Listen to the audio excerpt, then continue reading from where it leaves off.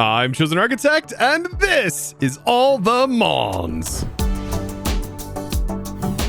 The shiny farm is working so good. I've already managed to get a Charmander, a Bagon, and now a Feebas shiny. I'm also working on Gibble, I'm also working on Varoom, and I'm even working on Rookity over here. So this means I get to convert all of these and swap them out for my current competitive team. Basically just remaking them, however, they're just going to be shiny. And I'm loving this, it's so much fun. Now, something to mention about flying Mons that I did figure out while working on breeding. If you place a platform 2 blocks up, it makes sure that they actually lay the eggs, because otherwise there's a chance that they just don't lay the egg because they're flying, because they kind of need to place it on the ground. And I found that placing a layer of glass 2 blocks up, or I guess 3 blocks up, and then making sure it is fenced in is also making sure that those eggs get placed in. And this is working so good, allowing me to farm these like flying type Mons. I mean, I've got to watch these things evolve to be able to see what all of their shiny forms look like. I mean, Bagon is so distinctly different. It goes from blue to this super green color, which I really do like. But its next form, honestly, not a huge, it's slightly green on the casing, slightly green. But evolving into Salamence, this is where things really take a shift. This is a really cool looking shiny in my opinion. Like, I love the ones that are vastly distinct. Oh my goodness, that is so cool looking. So green. Now, we can't forget Charmander either. Now, as of default, the first 2 stages of Charmander kind of weak in the knees when it comes to the shiny form, I will say. But Charizard is where it really shines. Oh my goodness. All right, so the final form for Charizard is, in my opinion, like one of the coolest looking shinies of all time. Between that and the Rayquaza Mega form, which also turns them on black, I just really love these dark looking Mons. How cool is that? I mean, that is absolutely sick. And like the vampire-esque wings, oh, and the red eyes, it's so good looking. And I mean, as far as Feebas goes, giving it the prism scale and then link cable to be able to get this to evolve, I mean, this one's pretty neat as well. I think we just right-click it. Yes, and now we can evolve Feebas into Milotic or Melodic. But the cool part about this is it takes it from pink to blue, which I kind of like. But the blue tail turns into a golden tail from base. I mean, that is such a good looking shiny also. I mean, the tail is like gorgeous. So now after getting all the shinies, I've got to do the hard part. And the hard part is just getting all of their stats to match their counterpart, essentially their replacement over here. So yeah, having Charizard match the exact same stats, take the items, and also same moveset. I just want to carry everything over to our new shinies. And with a snap of the fingers, all of my Mons are now ready to go, basically using the exact same setup that I was for my other Mons. However, we now are shiny. So nice. And here at Rocket Labs, I am still heavily focused on world domination. Gym leader domination. Yes, I'm working on that. And if I'm going to be the ultimate champion, I'm going to need, well, a champion arena. Now, I want this arena to be a center point. It's really going to be like a gym platform, a place where we can take on Mons. And we don't really want the actual battle arena to be super large, just because it just doesn't function that way in this game. However, I can make the structures around it sort of blend in, and that's going to be the idea. And we're also going to add some really interesting particle effects by utilizing some really cool tech mods. But I mean, if we're going to do this, we better get it done. And so, roll that time lapse.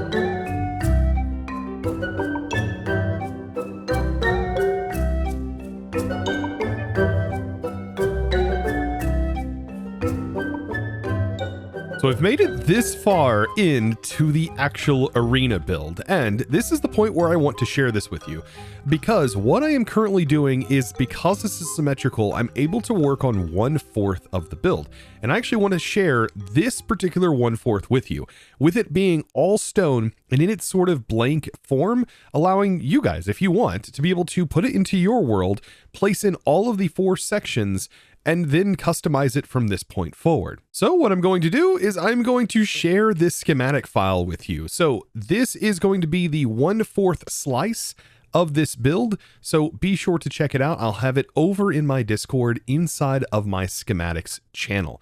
There is a very specific channel for this in which you will be able to find this 1/4 section so you can paste it into your own world and, well, have some fun decorating. Now, for those of you who don't know how to use the schematics from Create, you place down a schematic table, and then what you're going to do is click on the open folder, make sure to put that file inside of there. It should be an MBT file, and then take an empty schematic, and then what you're going to do is hit load, and this is going to load the schematic up, giving you the ability to place it into your schematic cannon after you have defined where you want this to be. As you can see, this is that beautiful schematic. Of course, if you end up utilizing this schematic, be sure to post what you do with it over on the image gallery in my Discord. I would really love to check that out, and I love seeing all of the cool creations you guys make. Now, as far as my creation goes, I have converted this into limestone pillars. I'm using some stairs and some cut limestone. Was able to utilize some more of the exchanging gadget and also the cut paste gadget or copy paste gadget to be able to copy and exchange all of the bottom sections after building one out. You can see I did miss a couple, but what I plan on doing with this is actually having some particles that get displayed inside of the center of each of these pillars. And this is going to be one of the fun things that I want to show off today. Oh yeah, and let's not forget that I do have the bee gym to also take down today. And hello, Porygon? Yes, just a random Porygon, just having a blast here in the factory. Okay, or in the lab, I should say, not a factory. There we go, I ended up catching the Porygon. Now, back into the lab, I want to utilize a tech mod, believe it or not, to be able to display particles. And what mod might be able to do that? Well, believe it or not, integrated dynamics. First glance, all of this stuff may seem quite complicated, and it is honestly kind of one of the more complicated tech mods. So when something like this is complicated, we should probably break it down into some very basic mechanics. First of all, we need to get mineral in some way. First way we can do that is by using our mineral essence, which I think is a good way to do this, and we can get ourselves some mineral logs. Outside of that, you can just find the mineral trees out in the wild. And then we'll get ourselves a squeezer and a drying basin, so you can place in the squeezer, and then in the back, making sure it's along this line, we can place in the basin. And this is where we're going to place in the logs, and then just simply hop on here a little bit to squish the log down. And once we do that, we'll get ourselves a little bit of mineral resin. Given a teensy bit of time, this will harden, and we now have ourselves a mineral block. Which is going to be pretty important because this is how we end up making all of the machines and stuff that are going to make the process of getting even more of this a whole lot easier. And by the way, to be able to reset this, well, we just step on a pressure plate. So usually the idea here is that you place in your log and then you step on this until you press it all the way down. And there are a couple of tricks that you can use, for example, like stacking 2 armor stands, or in my case, player stands together, can, for the most part, get this all the way crushed. And I think it's because this light panel is in the way. Yeah, this, with this much height, should be able to crush this whole thing for us with no problem. Look at that. Instantaneous, so we don't even have to jump on it. And yes, this can be automated with a little bit of a redstone timer. Once we end up getting enough, a mechanical squeezer is the thing we need to make, and then I can just simply toss the logs in, and that produces the mineral chunks. After you get that, you can pair that nicely with a drying basin, give that some power, and then make sure that auto outputs and you produce even more from this. So now we have all of the stuff to make all of the cool components that we're going to need to make things like the effect writer, which is what I want to use. So to be able to get this to work, we are going to place down a cable, place the effect writer onto the cable so that way we can access it. And in here, it is looking for a very specific type of variable card. It's looking for the type double, and it's also looking for the aspect. So the type double is something that we need to keep in mind. And so we can use like a portable logic programmer and open this up, and here is the type double. So whenever we place this in, this is looking for a particular variable. And as of right now, we can just type in 1 just to kind of see an idea of what this is doing. Then in the effect writer, here are all of the effects that we can use. For example, the end rod particle, which is a really, really beautiful particle. And there we go. So now we need to figure out, well, what was the double? Like, what is the variable that we just input into here? And what I'm thinking is that input was the velocity of the actual particles that are being emitted. So we can go ahead and take this back out, and we will just remodify this. Go back to the double, and then let's change this to instead 0.1 to make this a much lower value. And we'll pull that back out, and then we'll find that same effect again, the end rod, place that in, and notice it's much, much calmer. So yes, the value that we are inputting is going to be the velocity value. Now, there's a whole lot of other settings that we can mess with, including the offset, particle count, and spread, which is something that's going to be really important to us. So the property value here, this is where we modify the height and the width and all kinds of cool stuff. We can say, let's do a particle count of 50. And that is going to be just an explosion, as you can see, of particles. So this is stuff that is going to be very, very helpful for getting the effect that I really want. So yeah, as of right now, I'm going to set this back down to a much lower particle count. But I think I might want to use the end rod. The end rod particle just looks so nice. So what I want to do is below the lowest point, what I will do is set this block to be where the rider will be at, which should be this position 1 block lower. So yes, 3 blocks from the lowest, and then right here is where I'm going to place the cable and also the effect rider. And so we can go ahead and place that same effect in. Let's see, in this case, I am going to use the end rod particle, which we can search up at the top, place this in. And right now, that's not exactly where we want this position, but once we have these values assigned, we're going to kind of know exactly what we want to do. The Y offset is kind of what we want to mess with. And so we can say Y offset of 3 and go ahead and accept that. And that actually moved the particle just about where we want it. Like that. That's almost perfect. Just like this, that is, yeah, that's looking pretty good. I have that Y offset set to 3, and then also 5 particles that's going in. And then I could use something like an illumination rod to just place this in. And because these are particles, they're not actually like anywhere in this structure. And so, yes, I can still have these rods that run through the center of all of these structures. That gives off a pretty cool effect. After everything is all said and done, I think this gives off a crazy looking effect. After getting the arena sort of set up, there's still a lot more decorating that needs to be done, and I'm definitely going to get that done over the next few episodes. But I think now I should go back and test my new shiny mons on, well, the B gym and try to get through that whole thing. Now, last we left off at the B gym, well, we took on Lego, and now we've got a new opponent to take on. And I'm pretty sure it's just one, right? I think it's just one. Is it Nektar? I think it is. Yes, Nektar. So let's go ahead and potentially line them up. We are going to need our trainer card. This will be a good, like, stretch, I think, for all of our mons here to try and get this going. But I am a little nervous because I still don't know like how powerful all of these guys are. I'm still sort of learning the ropes here. Also, I do want to place down my dot again, just in case I do plan on using this. But I think we are now ready to battle. Perfect. Oh, it's Growlithe. Okay, very nice. I love how we both hit each other with Intimidate, I believe. Yes, we both intimidated. That is so cool seeing the new Salamence. Okay, all of my stuff should be set up the exact same way. We can Dynamax. This would be a really bad place to Dynamax, I think.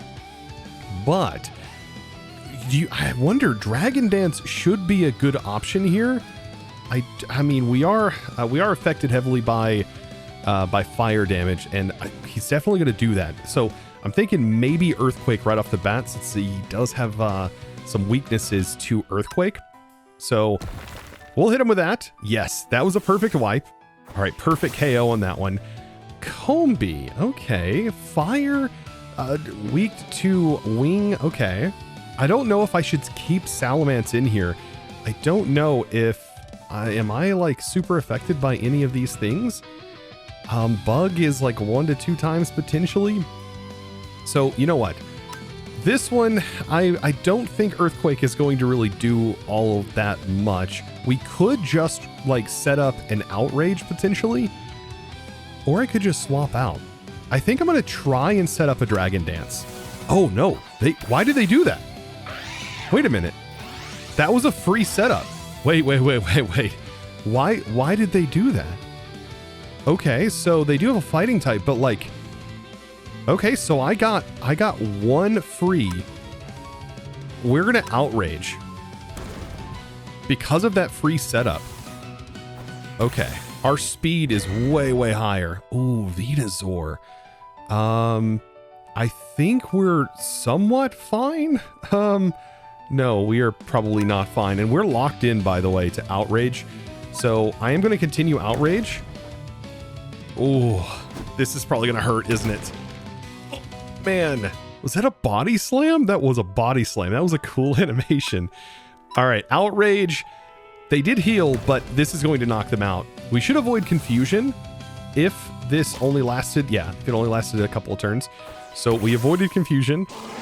This is looking good so far. Kakuna. All right, Fire Wing. Man, we would be really good if I had any like wing or like flying type moves on my Mons at the moment. I mean, are we going to just stick with this? I think this might be a good idea. We'll just run another Outrage for now. It says 1-hit KO. And this might be another instance where Salamence is just completely destroying right now. I love Salamence. Yeah, that's so good. It held on. It held on. But that's fine. That's fine. We'll wipe you. Perfect KO. Goodness. Oh my goodness. All right. Yeah, going in with like a different team would be kind of interesting. Like trying different Mons. I was looking at different like setup Mons, like trying some weird wonky mechanics. That might be something that we work on in the future. This one is going to possibly be an Earthquake here. Hopefully we don't get hit with Confusion. And we survive that. Please survive past Confusion. Oh, I did hurt myself with Confusion. Ouch. Okay. Oh, there we go. We did it. And another gym complete. Good job, Salamence. That was a wild completion there. So we should probably just go straight into fighting Lobster Jonn. I think this is going to be a fun battle and probably one of the main battles. And I really hope it's just a whole team filled with Combee and all of Combee's evolutions, because that would be absolutely hilarious. All right, are you ready for battle? I am ready for battle. Let's do this, John. Oh boy. Oh my goodness, the memes. I expected the B. I did. I really did. Oh my goodness. So, if I can, I want to get a Dragon Dance. That was a free Dragon Dance. I'll take it. Okay, what are they? Oh man, there is no weaknesses to anything we're about to do. Possible KO doesn't really mean KO here, and they have a fairy. Oh no, they're weak to fairy. They are dark and water type. I think we're fine to potentially Dragon Dance. I'm wondering if a bug type move might get us, but you know what? I am going to Outrage here. I am. I'm hoping. Oh man, that slight stat change there. All right, so yeah, we would have potentially been able to get that off, but another Dragon Dance, but I don't know. I don't know here. I think we definitely outspeed everything. So another Outrage. I'm loving this Salamence setup though. Like, this has been a lot of fun. Oh, that Outrage didn't affect it. Oh, that's right. Fairy type. Oh, that got me. I didn't actually see that off the top. So we do resist, and we could potentially go in with our Charizard and potentially roll with some of the Charizard stuff. So we resist all kinds of stuff. I think Charizard here, good idea. Not going to Mega Evolve it though, because I think that the Mega Evolve could cause me some problems. Oh yes, it's a Fairy Trainer. Interesting. It's just holding on by 1. That is so interesting. All right, so they lost on that attack. We could Wing Attack and not take any recoil damage. Probably a good go. Yeah, I still think Wing Attack is going to be a good option. Perfect. Try to make Charizard last as long as possible.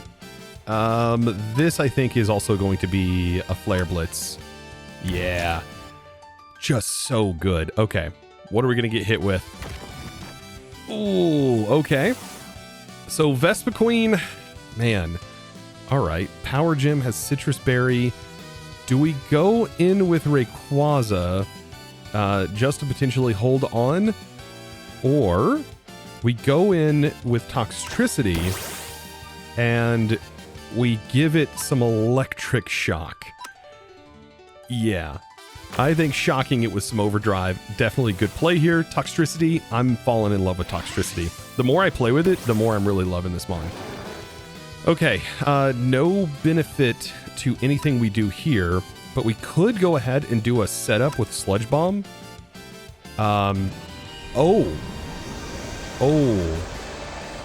Mega Evolved Beedrill. This is not good. This is not good. Okay.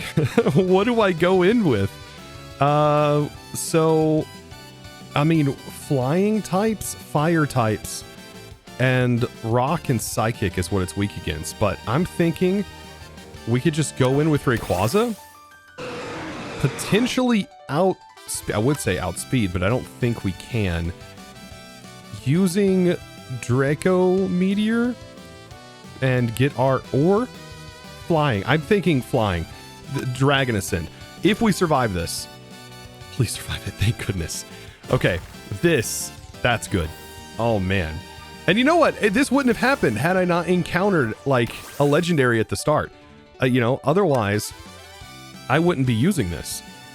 So flying again. Let's just hit it again. We are losing out on our defense, but I think just the sheer ability of that move is so good. And our speed is so good. Combi, you're getting wiped by a flying type. It's so good. Rayquaza coming in clutch. Like I said, I wouldn't even have a legendary had I not encountered that legendary in our first ATM team battle, because I was expecting to take them on. But there we go. John, Lobster Jonn, you are done for. And we now have ourselves a lobster badge. That's kind of cool. And so we'll put the lobster badge inside of our ATM badge box. That was a lot of fun, honestly. We still could have Dynamax. I still have not utilized this. I probably should, but if we would have got down to the wire, I probably would have done it to like Melodic or Subtile, either one of those. I might take some inspiration from some of these builds. Like I love the way some of these floors are handled. It's really, really cool. Like the gates that open, all of this fun stuff, the massive bee in the center. There's so much cool design work that was done in these gyms. This is so good. And so there we go. Another gym badge done. And we still have some more to take on. You can see right here, there's these two gyms right here. And I don't know if these two gyms are waiting for a structure or we have to wait for them to kind of spawn in the world. Like maybe randomly, I have no idea. But the Skyblock badge, this one does spawn on the Steve Staycation. Which, if you did follow my Let's Play over on All The Mons 10 to the Sky, that's the island that I started in. And so that is going to be pretty cool to be able to find. And I don't think I've found one just yet. But that is going to be something that we can work on in the next episode. And so, guys, I hope you enjoyed today's episode and hopefully you learned something new.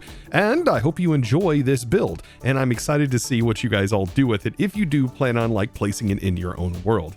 And with that, Guys, yeah, I do appreciate you very, very much. Click that subscribe button if you haven't already. Give this video a huge thumbs up. And don't forget to comment down below any strats that you might have for any of the future people that I might have to take on. Yeah, I'm definitely going to need it. So without further ado, it's now time for me to thank the amazing supporter of today's episode. And that amazing thanks is going to go out to GP Arrow. Thank you so much for your amazing support and choosing to support me over on the Discord by becoming a Discord premium member and supporting my content in one of the best ways possible. And guys, I look forward to seeing you all in the next one. And as always, thanks for watching.